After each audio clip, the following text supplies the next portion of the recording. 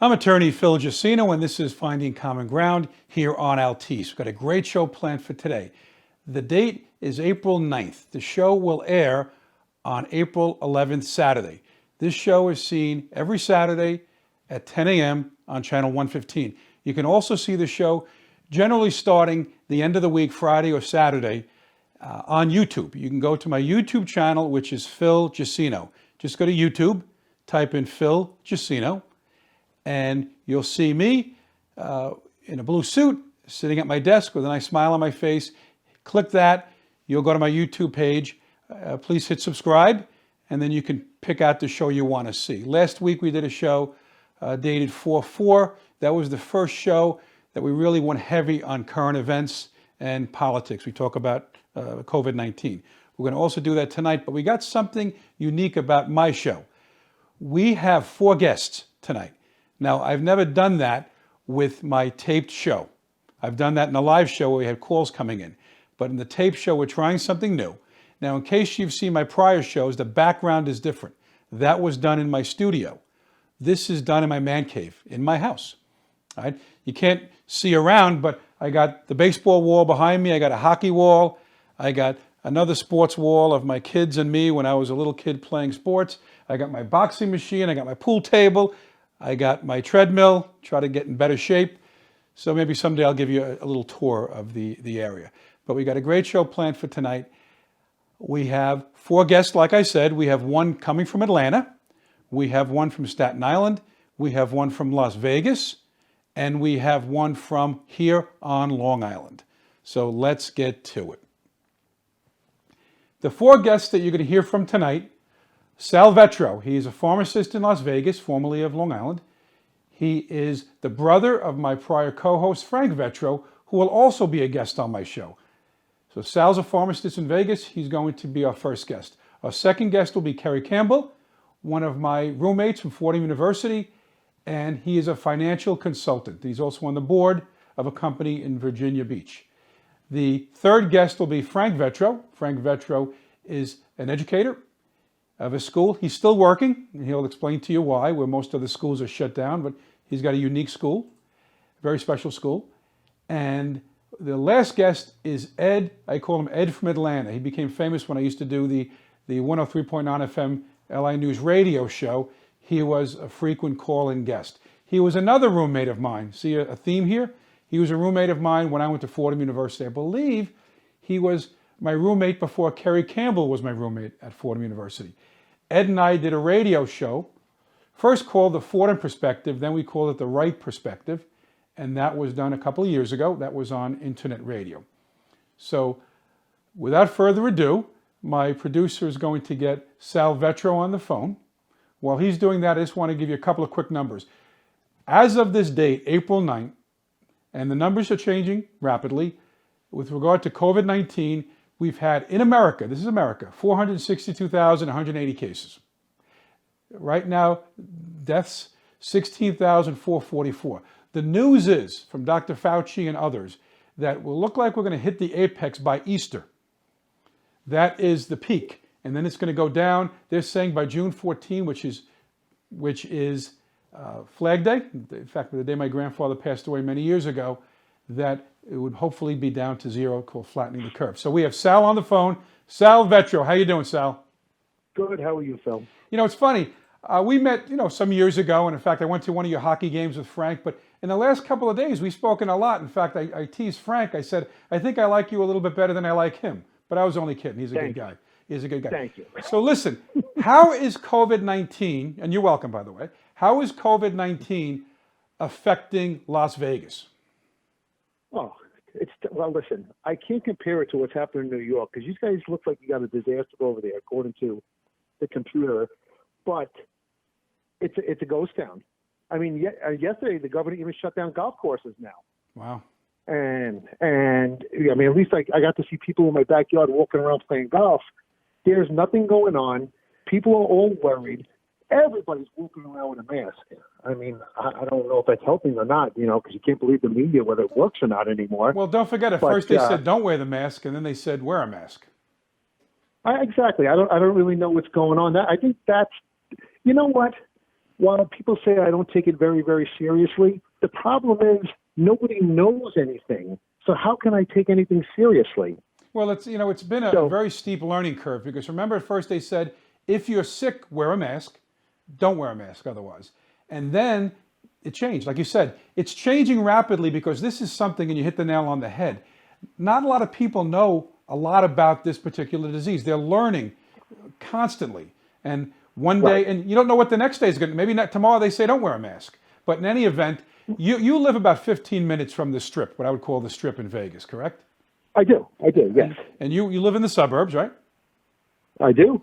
And you're a pharmacist. So you are an essential, I said it 3 times, essential worker. According to America, yes. Right. They said I'm not essential. Like I said, my mother might beg to differ, but I'm doing my patriotic duty, sitting on my couch most of the time. I'm doing a lot of work, so I don't want my clients to think I forgot about them. I'm doing a lot of work, but I can't get into court until May 4th. You get to go to work just about every day, right? And so before you were a pharmacist, and then for a period of time, you were doing, I guess, security at one of the casinos? I was. I'll make it short. When I first moved to Las Vegas, June of 2018, I was hired to open up a brand new pharmacy, and which I did, which is not easy, getting insurance contracts and whatever.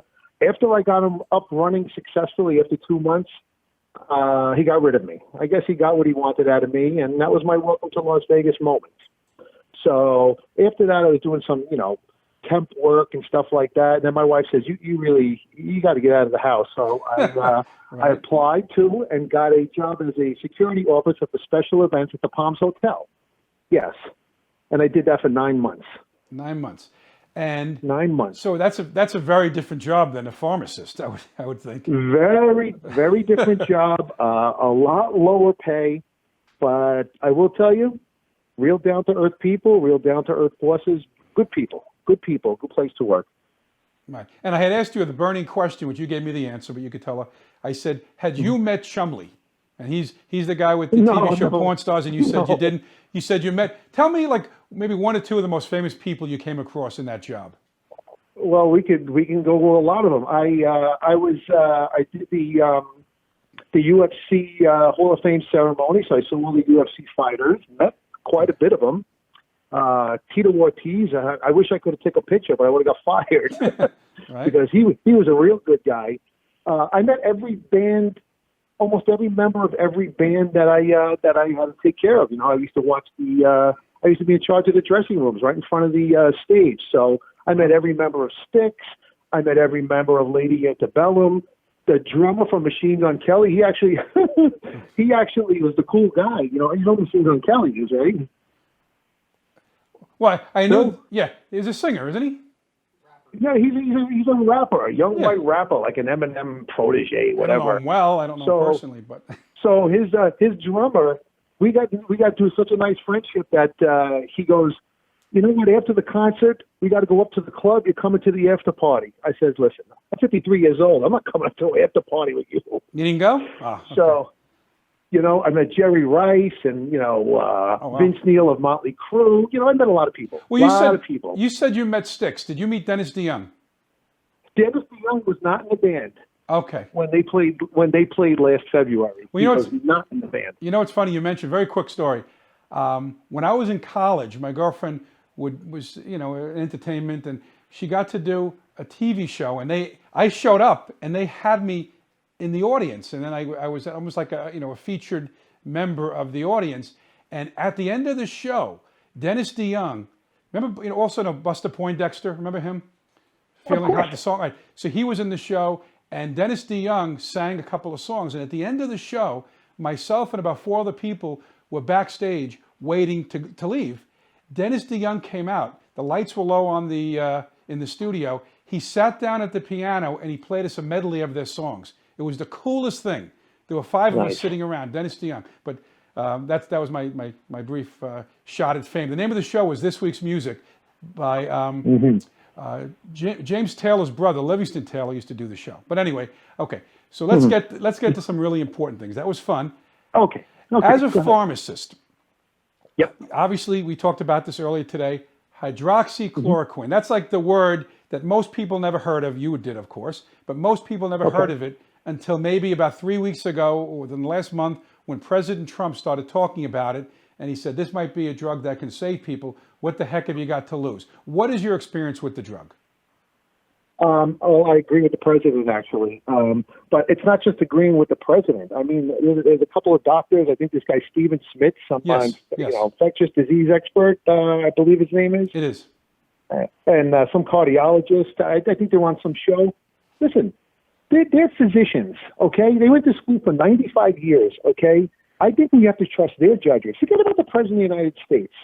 If they say it's good and we should try it, they should try it. I know, look, I've actually expanded. I spoke to you yesterday, and I've actually expanded my my thoughts of it. Obviously, it's just my opinion, okay? Sure. I'm supposed to believe what everything. But you're a pharmacist, so your opinion carries a lot of weight, just like when a doctor speaks. Right. So I've actually expanded it. We discussed that, they should save it for the, last resort. What's the big deal, I kind of changed my stance.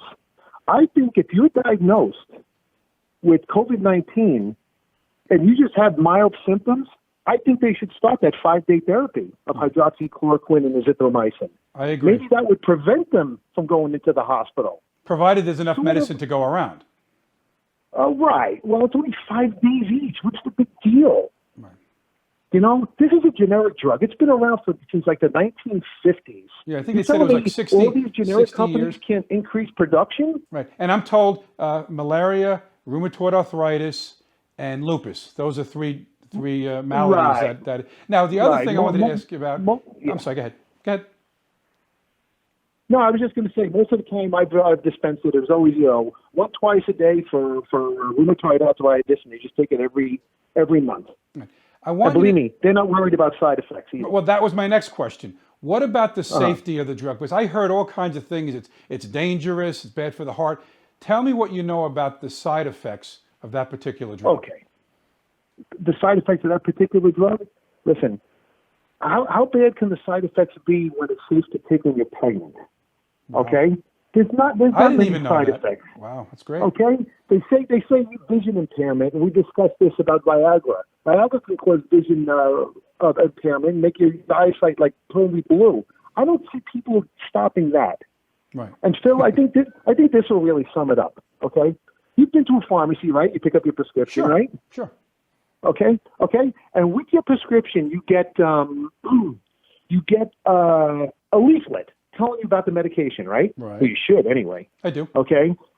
And if you read it, you can see all sorts of side effects on every single prescription drug there is. Absolutely. And they go from the beginning where it says nausea, vomiting, go to diarrhea, and then it can say, myopathy and stuff that's really bad for you.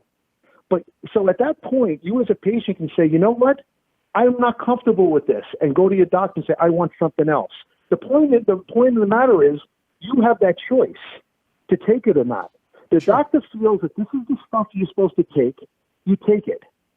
Now, what I'm trying to say, my analogy is, if a doctor writes and says, you know what, this guy's got COVID-19, I think we should start him off on a 5-day supply of this.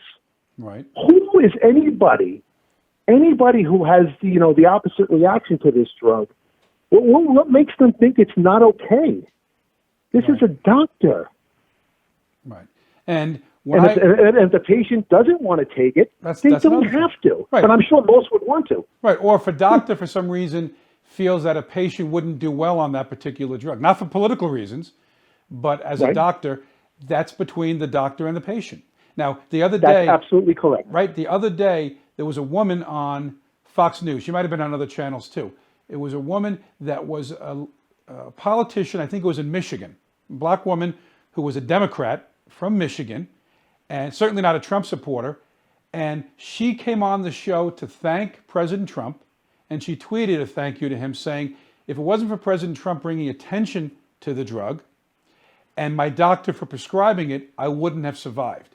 Now, we know that the drug is pretty safe, right? And there was, in fact, Dr. Oz, obviously you heard of Dr. Oz. Of course.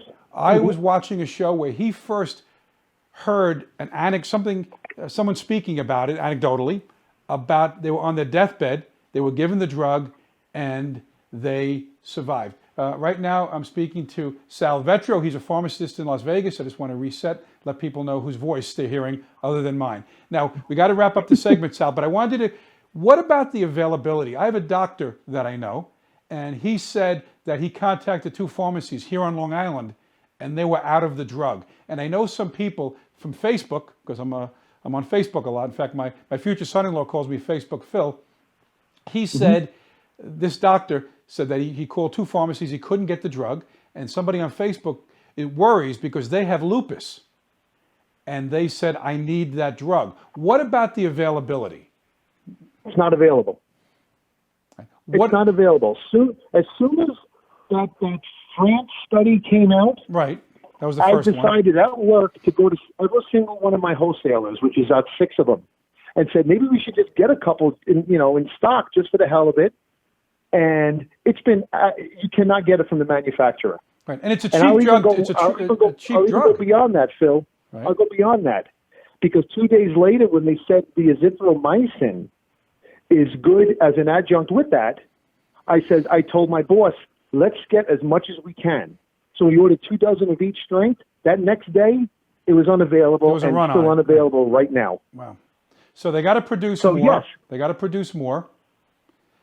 And it's a cheap drug, so it's not, a lot of money, right? It's a relatively inexpensive drug. No, I don't understand what the problem is. Yeah. See, that's the problem. There's many manufacturers of it.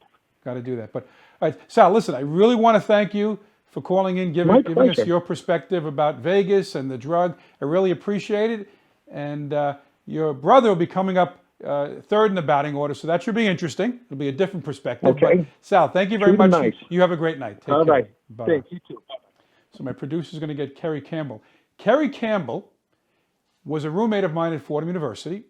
He's a financial consultant. He used to be a convertible bond trader and very smart guy. In fact, when I transferred to Fordham University, my junior year, I was very, very fortunate to meet Kerry because of all the people I could have met, Kerry, very focused, very smart guy. We studied a lot together. I remember one time we went skiing and we went to his brother's dorm. I think it was Muhlenberg College. And I think they were partying. And he and I, after skiing, we were tired. We watched TV and put on like the Financial News Network. His brother walked in and said, "What are you guys watching?" And that was an interest. We were both finance majors. We were very interested in finance, economics, and all of that. And Kerry was an excellent influence on me, I got to say. And he was also a swimmer. And he lives in Staten Island, works in Manhattan. I think for a while he worked at the Empire State Building. But he's going to give us a different perspective. We heard from Sal Vetro, who's a pharmacist. Now we're going to hear from a financial guy. Do we have him on the phone? Waiting for him to get on the line. Okay, we're going to get him. In the meantime, I want to talk about a couple of things. As I said before, the new numbers that came out, because the models change all the time. New information is input and it changes things. Right now, the latest projection is we may only lose, when I say, I don't say it lightly, 60,000 Americans. It's a high number. But it's better than originally the 2 million figure you might have heard or the 240,000 figure you might have heard. If we only lose 60,000 people, which is an awfully large number, that would be the equivalent to the 2017-2018 flu season. Again, not to equate the two diseases. They're different. But we lost 61,000 people in the 2017-2018 flu season. If we lose 60,000, it will be the equivalent. Now, this disease is very contagious, as we know, because if you think back to 2017, 2018, did you even hear the government speak about the flu epidemic? Because it wasn't that abnormal. We lose 50, 60, 40,000 people in a typical flu season. I'm talking about America. I'm not talking about the world. So if we can keep these numbers down, part of that would be social distancing. Now, some people can argue maybe not everybody should have been socially, be forced to be shut in a sense, almost self-quarantining. But that's what the government asked us to do, and most of us have done that. I probably only had to put gas in my car maybe once in the last week because we're not driving much. We're not traveling as much. I go to the office maybe an hour, and I come back home. I sit on my couch. Any luck? You're not answering. Okay. We're going to try to get Kerry on the phone. Let's see if we can get Frank Vetro on the phone. We can go back to Kerry. Did you call the number I had given you? Yes. Okay. So Frank Vetro and I used to do a radio show on 103.9 FM LA News Radio. That's a Long Island station, FM. The only FM, I think, in the whole tri-state area that does news. There's plenty of music stations, but we did news. We had a show, 8 o'clock. We used to come on after Sean Hannity and Mark Levin. It was called Standing on Principle. That name came from a book that Frank wrote called Standing on Principle. He was the principal of a school. And I think we have Frank Vetro on the phone. Oh, we have Kerry on the phone. Hey, Phil. Hey, Kerry, good. So we're going to go in the order we had originally planned. Frank Vetro is going to come on after you. Kerry, Okay, great. Now listen, don't forget, we were roommates, as you know, and there's you know the expression, what happened in Vegas stays in Vegas? Well, what happened at the Fives, which was our dorm, the Fives, stays at the Fives, okay? Because my mother's watching the show, so we were good. Kerry, we were boring, let's be honest, all right? We studied, we had fun, but we studied, and that's why we came out toward the top of our class, right? And Ben Hart of CEOs and all that, we did well. Now, you are a financial consultant. You also sit on a board in Virginia Beach. So, right. And after Fordham, I went to law school. I went to Fordham Law School, and you went to the University of Chicago, correct? Right. I got my MBA from Chicago. One of the best, schools of finance in the nation. Now, Trump went to Wharton, so you guys are kind of rivals, right? Yes. And Trump, a lot of people don't know this. President Trump went to Fordham University his first 2 years. You knew that. And then he transferred to Wharton. And then he transferred to Wharton. Fordham wasn't good enough for him. He had to go to Wharton, right? But Wharton's number one for finance, so he did okay by himself. That's why I like him at the helm. He's a business guy. Now, as a financial consultant, and obviously COVID-19 has hurt the market, has hurt a lot of jobs. What is your take on the financial health of the United States of America? Well, it's certainly impacted negatively by this, but the fiscal and monetary response is unprecedented in scale and time. So, like the Federal Reserve, for example, their balance sheet today is $6 trillion. So in the last month, they increased it by $2 trillion. And so it's going to go up again. Right. And then today they came out with another 2.3 trillion facility where they're going to buy the triple P loans because they want to incentivize banks to make the loans and not be forced to hold them on their balance sheet. They're going to buy municipal securities. They've never done that before. And they're going to buy high yield corporate loans, high yield corporate debt, which they've never done before. So the Fed's backstopping the financial markets to ensure that they remain liquid and they don't just crash. I mean, with the size of their balance sheet and what they're buying, it'll provide a ballast. And then the fiscal stimulus, I mean, just rolling out the CARES Act, 2.2 trillion in record time, and now they're going to add another 250 to the triple P, and there'll probably be an add-on of another trillion, and everybody seems on board for that. So that's going to cushion the blow a lot, but it's a severe blow because the economy essentially almost shut down completely. So now let me ask you this though: what do you think? And in fact, I was thinking about it. We didn't talk about this earlier today when I spoke to you on the phone. But what do you think that's going to do to inflation? Well, in theory, you would think it would bring back inflation, but the Federal Reserve, even since the financial crisis in 2008, they did this on a smaller scale in terms of the Federal Reserve. I think their balance sheet at that point maybe went to $2.5 trillion. And then you had the stimulus, which was about half the size of the CARES Act. And you know, I mean, any monetary theory would say, yeah, more money is going to eventually be inflationary. In a theory, you would think this would be, The money would be worth or less. you would Right. you would even think even a decade ago it would have been, but the paradoxical thing is it hasn't been, and globally, all central banks have been doing this and are doing this now, and they've had trouble maintaining inflation. So I don't know. I mean, it's different than the past. I think part of it maybe has to do with technology, because with the internet, things are done more efficiently. Right. This price transparency, right? So, and then even in terms of energy, this seems like there's an abundance of, with the fracking here, there's an abundance of crude, and the economy used to always be vulnerable to an oil shock. So, yeah, it's strange. You would think it would be inflationary. It hasn't Well, let's see. thus But- far, and perhaps it won't be. Now, how would you describe the health of the economy pre-COVID-19?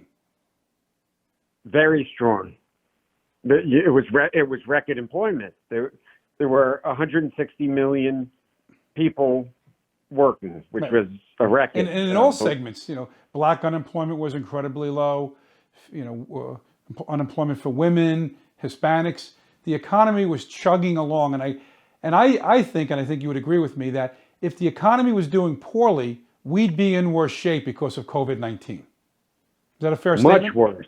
Right. Much worse. So the economy was really strong, but in the last 3 weeks, 16 million people have filed for unemployment. So that's 10% of the workforce is unemployed, and presumably more will file. So the economy is essentially shut down, right? Aside for those essential Sure. workers. So it's a big. The economy is it's a $24 trillion economy. So each month that you shut down, you're almost losing $2 trillion, right? Right. I think that's part of how they came up with the CARES Act. They're trying to serve as like this cushion, this buffer. So Sure. yeah, we were in good shape before, but this and there's tremendous response to soften the blow. But this is going to be damaging to the economy, because it'll take you're not going to start the economy up No. just on a moment's notice, and the behavior there'll be behavioral changes from this, and you have Absolutely. to see how that shakes out. Sure. And then some of the weak soft good retailers like JCPenney and Gap could disappear completely. But what'll be interesting to see is something like an Airbnb versus a hotel. They're both struggling now, and they're getting kind of stabilizing financing. But is the behavioral response going to be, I'd rather have an Airbnb than I'm living in a house by myself? Right. Or do I go to a hotel where there's presumably better hygiene, cleanliness, It's antiseptic, going to be etc.? it's going to be more of a factor than it had been in the past. Yeah, Safety. I'm not sure what a person's behavioral response could be either one, right? You can make a case for either one. Sure. Well, like I was listening to John Tapper, the guy from Bar Rescue, and he was saying that people that used to go to bars and restaurants, we went to the dinner in the city a couple of times, and sometimes you're very close together. And in the past, it didn't almost matter. always, because Right. they want the highest number of tables. As many right? just like the airlines, you want as many seats as possible on the plane to make as much money as possible. He says that bars are going to they're going to lose like 30 to 50% of their floor space, because they're going to have to spread the tables out. So where someone wouldn't consider that in the past, now they're going to say, I ain't going to that place. Or even, I had on a guest a little while ago talking about Vegas. When people start to go back to the casinos, remember when you go play blackjack, you're almost arm to arm with the person next to you. That may Right. change. That's going to affect that industry. Flying. Is someone going to want to fly and sit next rubbing arms with a stranger? Especially in the aftermath. And maybe, a year from now, it'll be a distant memory. But if they said that in June, it's going to level out, what does that mean? In May, some people might still be getting infected. So the airline industry, those planes are grounded, many of them. You saw that on the news. Many of them are grounded. And they said many of them may never get back up in the air. So that's going to be an issue. The stock market, Kerry, has started to get back in shape. It's been doing, in the last 3 days, my stocks really went up. Yeah, I mean, the stock market is really built on confidence and expectations, right? Which is a good sign. So the biggest and the biggest thing giving them that confidence is some of the statistics coming out from the task force that the estimated death count is going down, right. and the metrics in New York are better than what they were initially in terms of the need for ventilators. It looks like new hospitalizations are Right. down. So in other words, like the worst case scenario is not, in all likelihood, not going to come about. And no, not at all. Even some of the makeshift hospitals they were going to set up in Manhattan, they're not going to set up now. Right. And even on Staten Island, I think one they were going to set up, it's going to be a fraction of the size that it was. So that's what the market the last couple of days has really been keying in on these Sure. statistics that have had a bigger impact on the market even than the CARES Act and the Federal Reserve, which are big deals, but and they were more kind of like a stabilizing thing. But the confidence of these statistics coming out, the mortgage feeling that we'll Right. get out of this, and it'll be sooner rather than later. Let me ask you this: do you feel confident with President Trump at the helm, with what he has to do to get this country going forward again? I think the response by all forms of government in this crisis, I think, has been very good, from the governors to the Federal Reserve to even the bipartisan action by the Congress and the president. That's good. The CARES Act required bipartisan.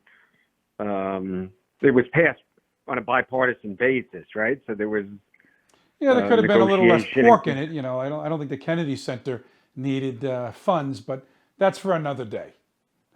One last thing, because we got to wrap up the segment, Carrie.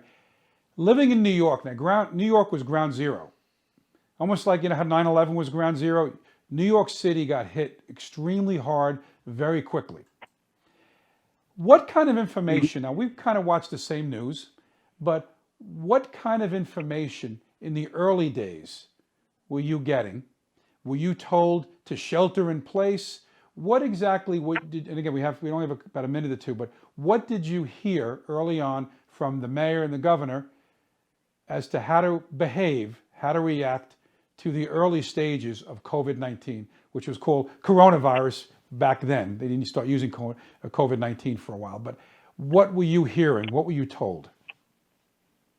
Yeah, well, it wasn't shelter in place initially. There was guidance to be cautious, but New York City itself was a little slow in closing the schools. You're probably aware of that, right? Well, right. Well, de Blasio said, I think it was on March 5th, that it might not be much worse than the common cold. So maybe if they did shelter in place, and look, there's going to be time to look at this, and I don't want to play Monday morning quarterback. It's easy for me to sit here and say that.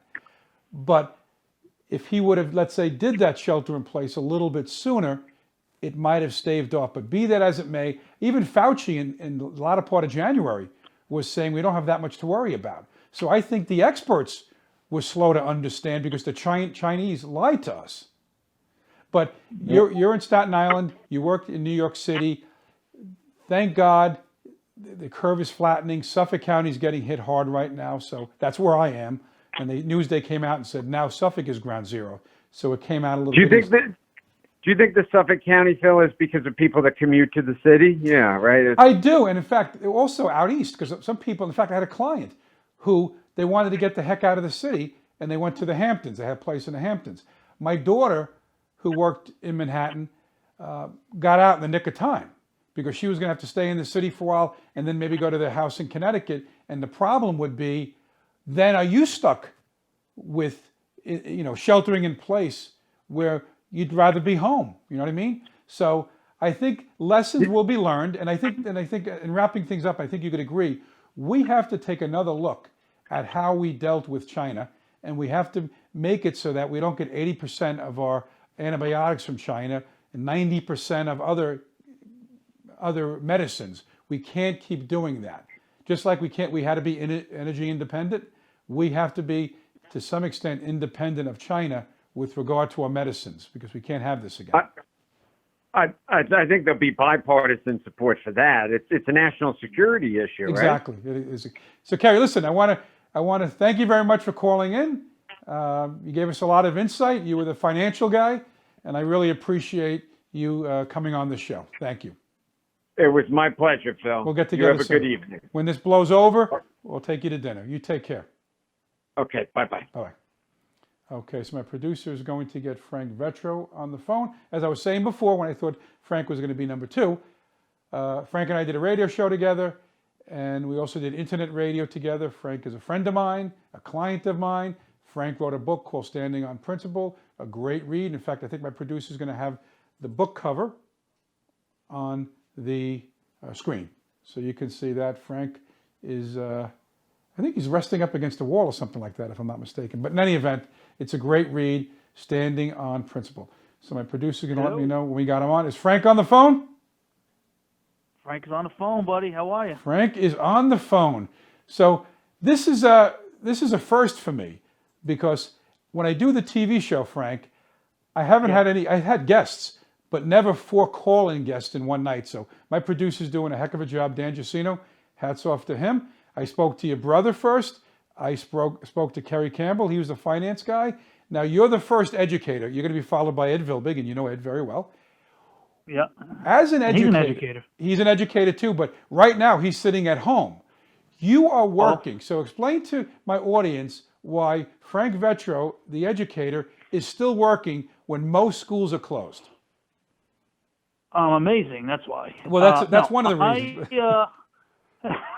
No, I'm considered an essential employee because I have a special, where I'm a principal, it's kind of a very unique private school.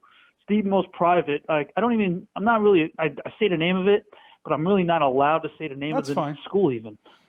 Because once I work with the criminal and family courts in Suffolk County and Long Island, and also all the school districts on Suffolk County, public school districts. I educate the kids that are mandated by the courts. My building services a group home. So kids are kicked out of school, arrested, going through a rough time in life. They come to us for 7 months, and then we get them after 7 months. We still watch over them for 5 months in aftercare. Now, what is your title, Frank, though, just so I know? Your title there. Say it again? What is your title? I'm a principal. Okay, I'm the principal of the school. Okay, good. Yeah. Continue. Say it again? You can continue. I just wanted to make sure the audience knew you were the principal. Sure. Yeah, I'm the principal of the school, and so the kids I'm still working because the kids they live there. So and it's very private. Nobody knows about the school. Nobody talks about it. When somebody comes on a private doesn't belong there, they're kindly asked to leave. They can't stay on the property. Even the workers, when the workers aren't on duty, they're not allowed to be there. It's not a hangout place. So once the kids leave, it never happened. It's like the Area 51 of schools. It's a good program. It's a good thing. So they're naturally quarantined anyway, for the most part. Nobody comes and goes. And because they live there, somebody's got to be around the kids. They can't just leave them there. Sure. So I still go to work. Right, but you don't sleep there. You go there. But there are adults that do stay there. Now, when you said they don't talk about it, was like Fight Club? No one talks about Fight Club. Is that something like that? Now, so you're there. You're working every day. Now, you were saying there are challenges because these kids get rewarded for doing well, and it gives them some more freedom. But you can't do that now. Yeah, we slowly implement them back into society. They, as they, stay with us for a couple of months, and they move up. We have a level system. When they get to level 4, that's the highest level. They come with us. When they get to us, they're on level 1. They work their way up to level 4 if they behave, and they can fall back down. Then when they get to level 4 and they've been around and they qualify, they slowly get visits. They get to leave for on the weekend with their family for a period of time. And each time that they're successful in leaving and coming back without any incident and on time, then they get more time. And then they get it culminates with a full weekend. Then they go on full weekend passes with it, leave Friday, come back Sunday night. Which you can't do now. Then, right. And then finally, when the time is up and they've done it with all of this successfully, they get to leave. But like you just said, they're not allowed to get family visits now on the weekend. They can't leave on their passes. So they're getting extended because they can't fulfill the needs of the program. And this is all with the court's blessing because of the situation outside. So, these kids, I feel bad for them. They signed up for 7 months as part of their agreement in court. And now some of them should have left, a few weeks ago, and they're still with us because schools are closed. There's nowhere to go. All right. Now, one of the problems is the schools, for the most part, not your school, but a lot of schools are closed. Most schools are closed around here. And parents are thrust in the role of a teacher now. They have to teach their kids. Some of them, I can just imagine, some of these people have 4 or 5 kids at home, and they have to educate them. And they didn't sign on to this, and now they have to do that. So and you've done, we talked about it, you've done home tutoring or home teaching in the past. Yeah. Now, as a teacher, do most teachers get to do that, or you have to sign off? In other words, if you're a teacher in a classroom, do you have to sign on to that? Say, okay, I'll go to someone's house and teach them.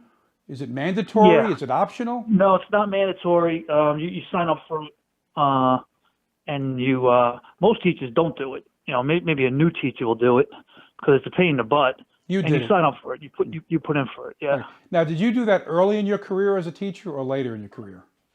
No, early. I did it before I received tenure. I was a science teacher, and I did it my first couple of years. Do you get combat pay when you go to these kids' houses, or? You go to houses, you make sure somebody's home, an adult is home, or you meet them at a public library or something like that. Someplace public. Mm-hmm. And they're entitled to 2 hours a week in each of the main subjects. And these are kids that 2 hours that either were injured or got suspended, things like that, where they can't, for some reason, they can't go into the school. Yeah, suspended, because when they're suspended, you can't use that against them. You can't suspend a kid from school and then say, hey, you didn't come to school, and you're supposed to be in school a certain amount of days out of the year. So you have to educate them. So you can't you can't kick them out and say, hey, you weren't here. So you have to provide education for them. Okay. Now, what is your opinion on that setup, that home teaching that you just described? Okay, so the home teaching that I did, and I've done it. Well, I mean, it was a long time ago, and I've done it 20 years ago. But I still hear about it. Like I said, I work at every public school, and I talk to teachers and administrators and superintendents all the time. So sometimes it has to be done. There's no other choice, but the kid has to get homeschooled. But in comparison to any other form of education, homeschool, in my opinion, is garbage. For the most part. Somebody's going to come up with some example of something that happened, and yes, there's always an exception. But generally speaking, it's the worst form of education. And why is that? A teacher going to. Well, first of all, it's 2 hours a week. The kid isn't. It's one-on-one. There's no real issue. But I'm telling you right now, I know what happens. Like everything else, that it always gets cut short. The teacher's there. Starts out the teacher maybe the first time be there for 2 hours. And it's an hour and 45 minutes, and then it's this, and they give them just nothing but busy work, and they come back the next week and grade it. It's not the same quality of it. It just isn't the same quality of education. Frank, let me ask you this. You said 2 hours a week? That's it? They get 2 hours a week, let's say science, math, social studies, English, whatever else they're in. Total 2 hours Like they wouldn't have to do art. Okay. Huh? 2 hours total? And yeah. 2 hours per subject. Oh, I see. Okay. Just want to make clear. Oh, is it 2 hours science? Okay, I got you now. Okay. Plus, the teachers can all sign up for the same thing. If little Johnny's got 3 subjects in one day and 2 subjects the next day, and for the rest of the week he's just hanging around. Who knows what he's doing? Mm-hmm. It's not a good setup. It's not a good setup. Well, how would you change at it? all? We don't even let kids up. We're not even allowed. The courts are behind us 100%. Our policy has always been. I've been where I'm at for a little over 10 years now. We cannot release, even if he's done with our program, we cannot release them to home. We do not release them to home teaching. We won't do it. That's what we think of home teaching. Well, let me tell you what, 30 seconds or about, tell me how you would change that setup. You have to educate these kids. You said it yourself. by law, what would you do to make it better for the kids? Better educational experience? It's hard. It's hard because there's really no choice for some of these kids. You have to be on home teaching. There's no choice. It's just not a good setup. When kids are kicked out of school, it's a last resort. It's not the easiest thing to kick a kid out of school. Sure. They have to do a lot. I know. So there's nothing else to come up with. That's why I'm telling people, but I tell people now, because nowadays people think, because of what's going on now, oh, home teaching is the wave of the future. I've been in quite a few debates. It's not the wave of the future. No way. Not even close. Well, you know what? And If a parent wants to do that and they're prepared mentally and all of that, that's fine. That's their choice. But what's happening now is all of a sudden, all right, we're closing the school, and Miss Jones, you got to educate your 3 kids. They're not set up for this, many of them. Right. There are success stories, and there are kids getting a good education. It's happened in the past. This percentage of quality homeschooling, though, with parents doing that is few and far between. There are teachers right now who are teaching from home. They're doing the internet approach with the Zoom and everything, technology. Right. And they're struggling. They don't even know what's going on. They're struggling to do it. Parents aren't equipped to do it. It's not. Plus the fact most parents work. Now they're home. You know, they got to go to work these days. They can't stay home. They can't do it. It's in a normal world, it can't happen, Phil. Sure. Now, Frank, listen, we're running out of time because I got to get Ed Vilbig on. But you wrote a book called Standing Up Principal. That was the name of our show. I'm going to give you about a minute to tell my audience what that book is about. Well, it's about it starts out at a basic level. The genesis is my life. I was a public school principal before I started working for the criminal court system in every public school. That's the ironic part, that I work with them right now, because when I was a principal in a public school, in a nutshell, without details, my identity was stolen, as you know, Phil. And when my identity was stolen, I took the fall for crimes I didn't commit.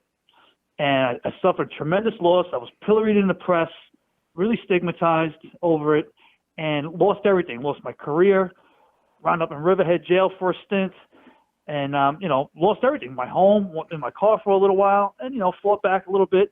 And it stems from my life. Well, who cares about Frank Vetro? Nobody. But it goes from my life to global issues of the criminal justice system, the injustices that happen sometimes, touches on a lot of the amendments.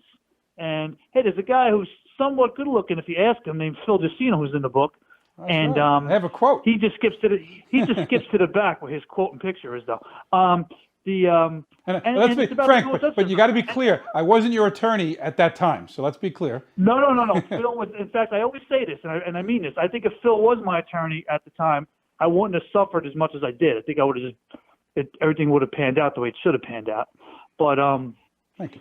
It's about the criminal, what I call the criminal injustice system. Right. A lot of times things don't work out, and they couldn't. We need change, and that's what the book is about. You know what we're going to do? Maybe in a couple of weeks, I'll bring you back on, and we'll focus on the book. We'll focus on developments. I'm representing you in a civil case, so we could get more into that. But I really want to thank you for calling in. We'll have another day to talk a lot about the book. But thanks for calling in. Thanks for having me, Phil. Appreciate it, buddy. You're welcome. Stay safe and keep teaching those kids. Give them the benefit of your wisdom. You're doing a great job, and I'll talk to you soon. Thanks, Phil. Take care, pal. Take care. All right, so my producer's going to get Ed Vilbig. Ed Vilbig was a graduate of St. Anthony's. I believe he graduated in 82. His father, Ed Vilbig, also was an institution. He died recently, but at St. Anthony's, a science teacher for many, many years. Every person about my age and even younger, my nephews, knew of him. And they just graduated. One graduated last year, and one is still at St. Anthony's. They knew of Mr. Vilbig. I think he was a Marine, and he got there in the 60s. Ed Vilbig, you on the line? Yes, I am. Hello from Atlanta. Hello, Ed. Yeah, I was just telling them that you were graduated at St. Anthony's, then you went to Stony Brook for a little while, then you went to Fordham, that's where we met, and that your father was an institution at St. Anthony's, and people from the 70s, 80s, 90s, they all know your dad. I talk to people sometimes, believe it or not, and I mention the name, and they all know your dad. Fond memories of your dad. They don't think much of his son. No, I'm only kidding about that. No, they just, your dad was an institution at that school. for many years. Thank you so much for saying that. That means a lot. And You're welcome. And in fact, I just don't know what to say. Just I want to thank you and your audience. And yeah. that's that's just a great thing to say. That means so much. Yeah, and I told him your dad was a Marine, and then he started teaching, I believe, in the '60s at St. Anthony's, when we were little Yes, kids. exactly. Around the time we were born, '64. You might be older than me. I'm not sure. No. And then we were roommates at Fordham University. In fact, Kerry was on a little while ago, and you know Kerry, and Kerry was a roommate of mine. I believe you were a roommate of mine before Kerry. So we were in the fives together, right? That's what we were. Exactly. And you made me watch on your little TV Hawaii Five-0 every night, and that was your show. Mine was the Honeymooners, remember? Exactly. What's really interesting talking about the Hawaii Five-0 on Amazon, with all that's going on out there, when you order something, it tells you that it's probably going to be delayed. And I've ordered stuff that I think is important, and I'm not getting it. It's on a delay because of what's, the crisis. Right. And I ordered some CDs from Hawaii Five-0, Streets of San Francisco, and Mission Impossible. Oh, Michael Douglas and Cole Malden, great show. Yes, they all showed up in 2 days. I was shocked. Wow. But like other Maybe stuff nobody else wanted major them. that people, I would have figured that that Amazon would have taken care of other things for hospitals and other people, and the disc showed up at my door unless I ordered late at night, and the next day they were there. The following day, I was amazed how quick they got. I got CDs that were real. I could have waited months. I didn't really need them. But you got them. Now listen, you live in the suburbs of Atlanta, correct? Yes. What county are you in? I'm 2 miles from the Atlanta border. I'm in Cobb. All right, now you recently bought a house. So did you live in the same area before the new house? Yeah. Okay. And about 2 miles away. And I like that. Instead of being Go ahead. instead of being over, in Atlanta, as soon as you go over the border, you go 2 miles. Your taxes go down, your insurance goes down, and you get a lot more value for your money. So you go from a townhome to a house. Right. And you just for 2 miles, and it's just it's a no-brainer. Listen, I don't want you to mention how little you pay in taxes because a lot of people are going to leave New York, and we need. I was annoyed. Yeah, I was annoyed because my taxes in Atlanta I was almost up to $3,000. Right. So I'm not paying that $3,000. That's crazy. So this house is about $3,000 is crazy. I'd love to pay $3,000. I'd pay that in a couple of months. It's crazy. No, this is not cheap either. I have 2,600 square feet, and my taxes are $2,400. So I'm saving about $700. Right. And then I'll apply for the homestead exemption. And I'll get that down to $2,000. Right. Listen, we're a little short on time, but I just want to say, how is Atlanta and your suburb? How are you guys faring? Now, I just have a producer. We can go an extra minute or so. We're good. All right. How is Atlanta and the surrounding areas faring with COVID-19? Honestly, at first, I don't think people took it seriously. People just thought that it was really a New York type of thing because it was real bad in New York. And then the cases started mounting up. As of today, we have 379 confirmed deaths. And when the governor shut the schools down for the rest of the year and put us on a lockdown, that's when people really got scared. And that's when I started staying in. I haven't left the house except to go right down the street. To get something to eat. I haven't left the area in a week, basically. I think people are now scared. It took a while, but as soon as, it started out where 10 people died, and then the next day it was 20, and then it was 60. Now we're up to 379. I know that's small compared to New York City, but Georgia's a state of 17 million altogether. Atlanta's about 6 million, and the deaths keep going up, so people are scared. And schools are closed the rest of the year, as I said, and every time you go out, everybody has a mask. Everybody's social distancing. I talked with a friend that works for Delta today, because Atlanta's Delta's hub, and he was telling me that they're working on plans, when they bring back the airline, and he was saying that when they start flying again, they're thinking of the middle seat being empty. I was just going to say that. That's probably the best way to go, so you're not rubbing elbows with somebody. You're still in a cylinder, so someone coughs, but I think that's a good idea to start. So people will get acclimated to that kind of situation where they'll feel comfortable. But now, And of course, that's just between you and me. I'm just sharing. He told me not to tell anything, not to tell anybody. But I just want to tell you, since you're a close Ed, friend, you I know you mentioned it over on my here. show, and now millions and millions of people are going to know about that because that's my audience. Exactly. Maybe thousands. We got to get that million. Once we get that 1 million, we're set. All right, Les, listen, we got to kind of wrap things up, but I know you're a Trump supporter. You think he's going to win the election come November? I know it's a little ahead of time. I'm saying he's going to win. We need someone like that, a businessman, to get us through I really rough hope he waters. wins, but we are dealing with a sick. The Democrats are just a sick bunch of people. The ultra left. I think they want more people to die so they can get the White House. I really think it's crazy. I mean, when you watch MSNBC, you don't even think you're in America. It's almost like a farm-run network. And one last thing I was telling you, I was reading that WGN in Chicago is going to be launching a national news service, 3 hours a night they're going to start with on their network. And they have WGN in all the major markets through your cable system. And they don't want to do what MSNBC does or CNN or Fox. They want to be completely neutral. So it'll be real interesting to see how that pilot takes off starting I think they're starting in June and July. Well, just in closing, I just hope that, like I talked about hydroxychloroquine and we talked about different strategies to get us through this, we need to be united like the greatest generation came together to win World War II.